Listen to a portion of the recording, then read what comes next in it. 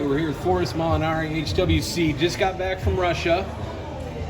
Didn't get what you were wanting, but you came back tough. Yeah, I mean, I wanted to go out to Russia, wrestle in 68, just to see where I'm kind of matching up with a lot of those girls. I haven't wrestled, really any of them at that weight class, so just wanted to see where I was at.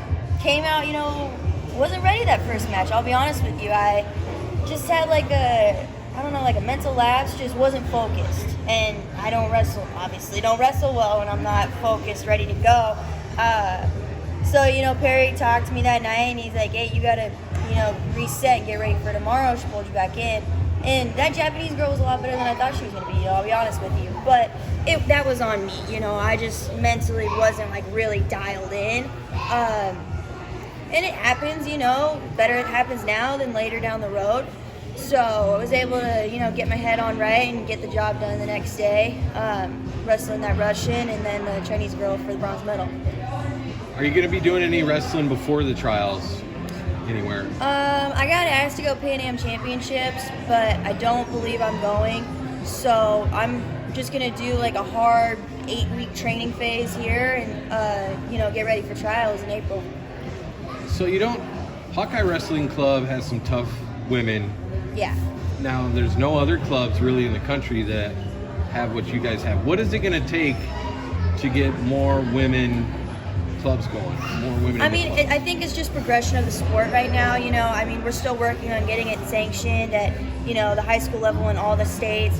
And, we just got it passed for an NCAA sport for D2 and D3. I think the D1 vote is coming up soon, and it'll pass, So we're just, you got to take those steps moving forward. And once it's in D1 schools, Big Ten schools getting wrestling, places that have really good regional training centers, that's when you'll start seeing the women, popping up in the regional training centers. But I think we still need to get through these first processes of, growing youth wrestling, growing high school wrestling for girls, growing the college system with the NCAA sport status, and getting those top programs having women's wrestling. If you get a couple of those Big Ten schools, they're all going to want it because they're all very competitive.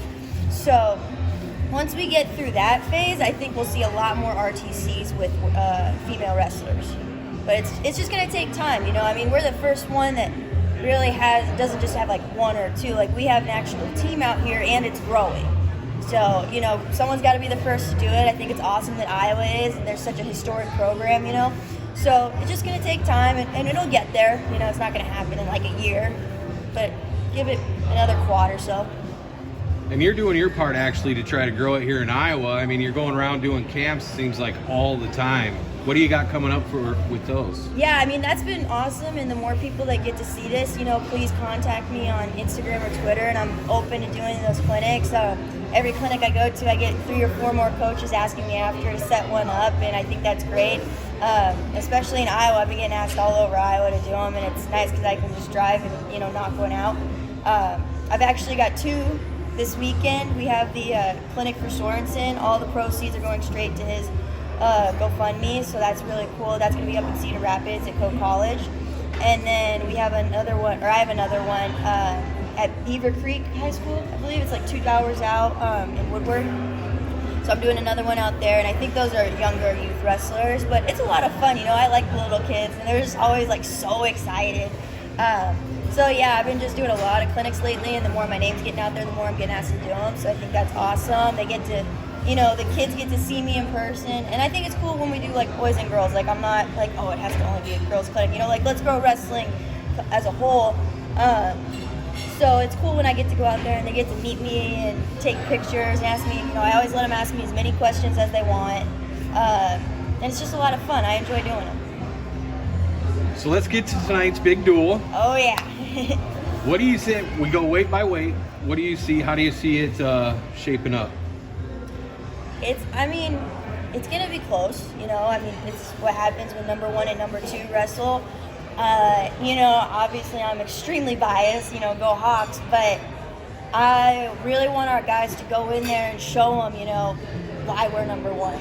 And we have a phenomenal team. Like, Tom and Terry have said this is a special team, and I'm so excited. And I said this yesterday in another interview. I'm as excited to watch this duel as if I was wrestling in it.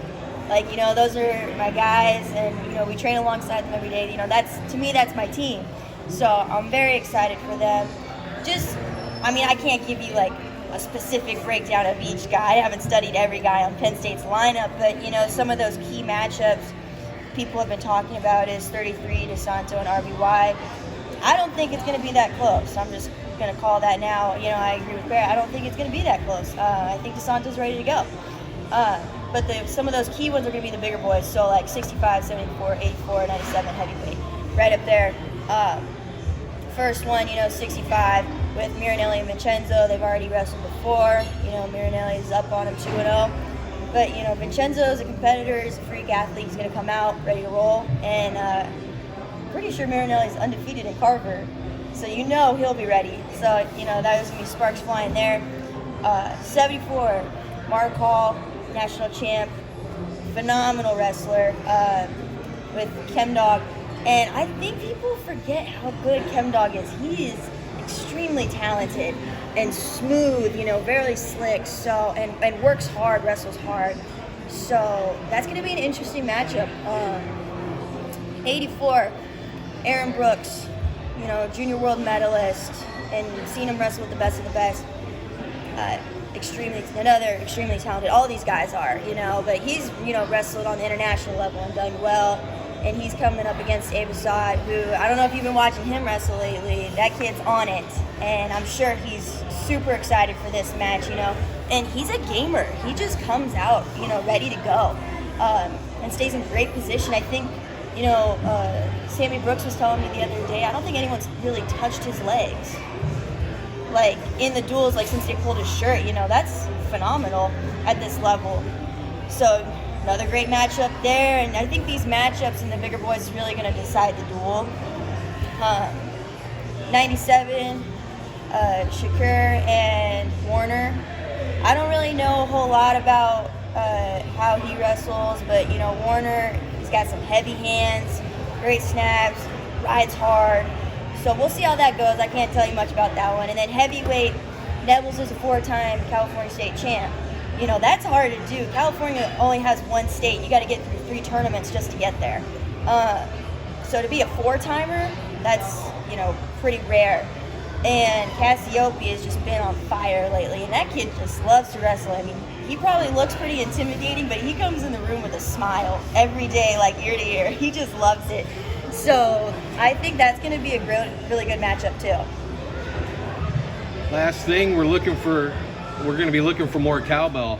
Oh yeah, you're going to hear me. I might have a crazy get up on. I don't know what I want to do yet, but you're going to hear my cowbell for sure.